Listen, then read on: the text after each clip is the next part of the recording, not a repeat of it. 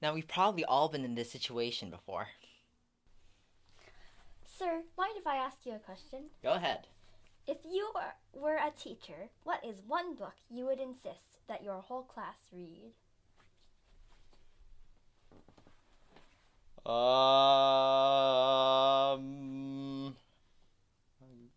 I don't really know. Do you see what I mean? We're sometimes asked impromptu questions or questions that require an on the spot response. But when we try to answer the question, we have no idea what to say or how to respond to it.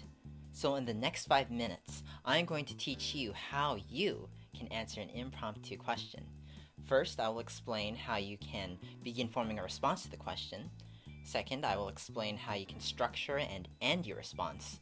And third, I will give you some final tips on how to keep your cool when answering this kind of question. Just remember though that these are just guidelines, they're not rules. I just found these on the internet and found these tips, I should say, on the internet, and I found them really helpful for me, so now I'm sharing it with you. So hope you find these helpful.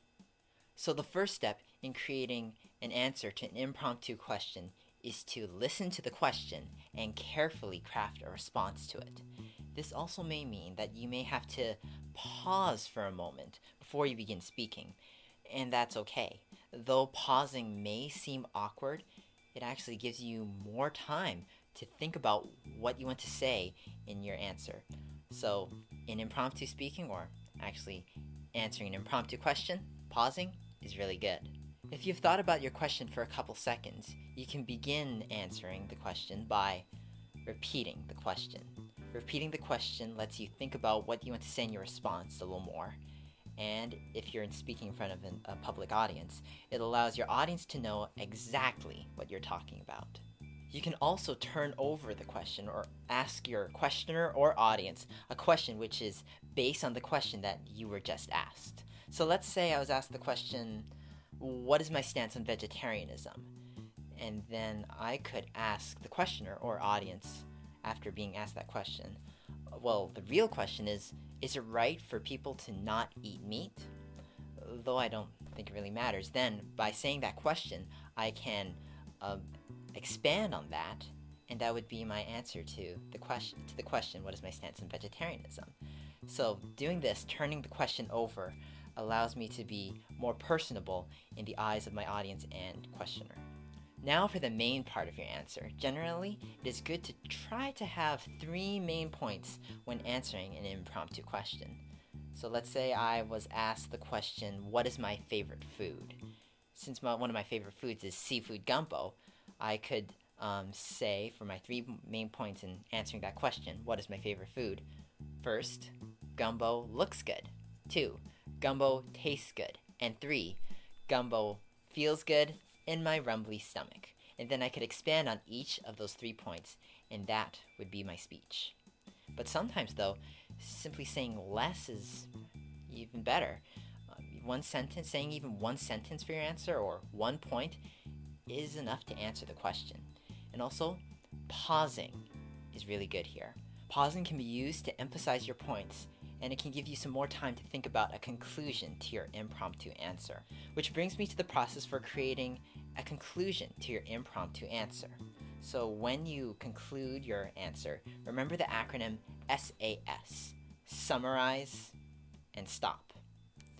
You don't have to keep on rambling on and on, adding information to your conclusion. Instead, you can simply repeat the question and then summarize your points, and there you go. That's how you can end your impromptu answer. Lastly, I would like to give you 3 tips that will hopefully help you in answering an impromptu question.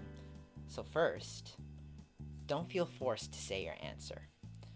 When you're answering an impromptu question, keep things at your own pace, pause if you need to, and try to relax yourself. That really helps, I would say. Second, try to make it fun for yourself. Go ahead, try to enjoy yourself, laugh, and smile with your audience. And if the audience knows that you're smiling and at ease, they will be at ease too, and they will be more willing to listen to you when you're speaking. And finally, third, when answering an impromptu question, remember that you are giving the gift of your opinion to the audience. Saying your answer is a way of telling other people about your viewpoint of the subject at hand. And I know a lot of people get tongue-tied when answering these impromptu questions because they don't know what to say. But even saying a word or just a sentence is actually okay. And in the end, there's really nothing to lose. It will be way more beneficial for you and the audience to answer the question than to say nothing at all. So now with these general guidelines in mind, let's see how I could have answered that question at the beginning of this video. Sir, do you mind if I ask you a question? Go right ahead. If you were a teacher, what is one book you would insist that your whole class read?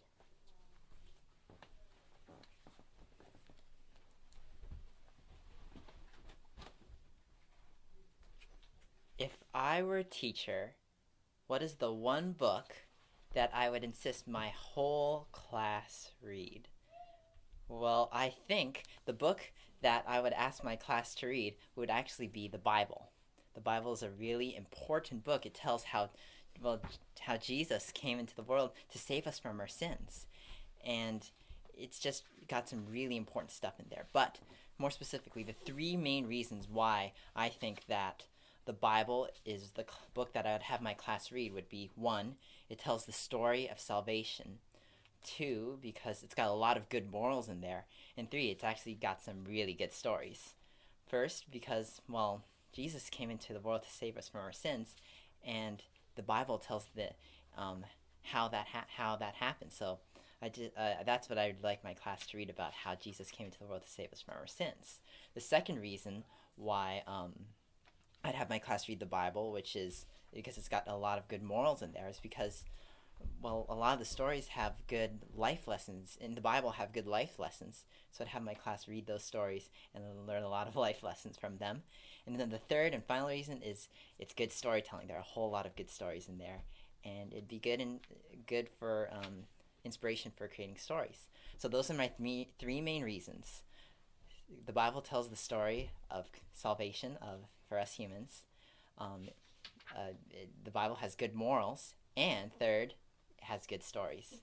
And that is why I think I would have my class read the Bible as for their school. So there you go. Though it may seem tricky at first to answer an impromptu question, I'm pretty sure that when you follow the guidelines that you saw in this video, I'm sure that you too can answer an impromptu question with ease.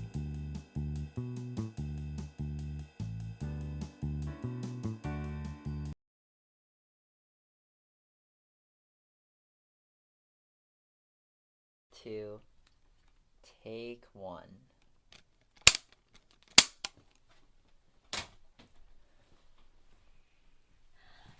Sir, mind if I ask you a question? Okay, sure. If you were a teacher, what is one book you would insist that your whole class read?